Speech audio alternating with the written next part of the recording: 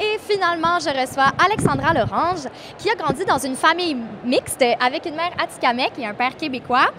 Depuis mars 2018, donc à peu près un an, vous êtes la première conseillère à l'accueil et à l'intégration des étudiants autochtones au sein des services à la vie étudiante de l'UQAM, où vous travaillez à mettre en place des mesures culturellement sécurisantes pour les étudiants autochtones. Je vous laisse 90 secondes pour nous parler de votre service. Merci beaucoup, Corinne. Donc, vous l'aurez compris, les services pour les étudiants autochtones, ce sont de nouvelles mesures qui sont mises en place à l'UQAM pour les étudiantes et les étudiants autochtones. Donc, on en ajoute de plus en plus depuis septembre pour répondre directement aux besoins des étudiants autochtones. Parce que ce qu'il faut comprendre aussi, c'est que les étudiants autochtones n'ont pas tous la même réalité, c'est-à-dire que certains viennent du milieu urbain, d'autres des communautés, certaines connaissent très bien l'université, d'autres non. Donc, le but ultime et vraiment fondamental, c'est que tous et toutes se sentent chez eux à l'UQAM.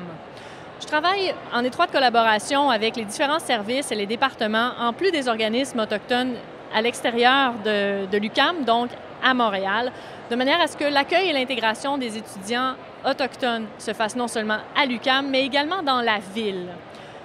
Entre autres mesures qu'on a mises en place, on a eu l'ouverture du local dédié qui s'appelle le local Niska, qui est situé dans le pavillon DS. Donc, c'est un local dans lequel on trouve tout le confort, comme si on était à la maison, donc un micro-ondes, un frigo, une table ronde où partager un repas, ainsi que 4 postes informatiques, donc 4 ordinateurs pour écrire les travaux et des livres de référence qui sont un don de la coop.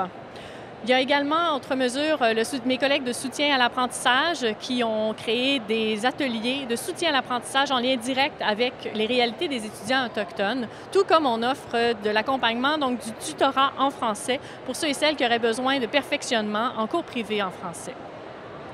Autre mesure également, on a différentes activités culturelles et sociales. On a eu le souper de Noël et on a des soirées-conférences, soirées-discussions avec des leaders et des personnalités autochtones, tout comme il y a différentes activités pour la communauté uqamienne de manière à créer des ponts entre les étudiants autochtones et les étudiants non autochtones. Je pense notamment à la fête culturelle autochtone qui a lieu en septembre. Merci. Merci beaucoup, Alexandra Lorange.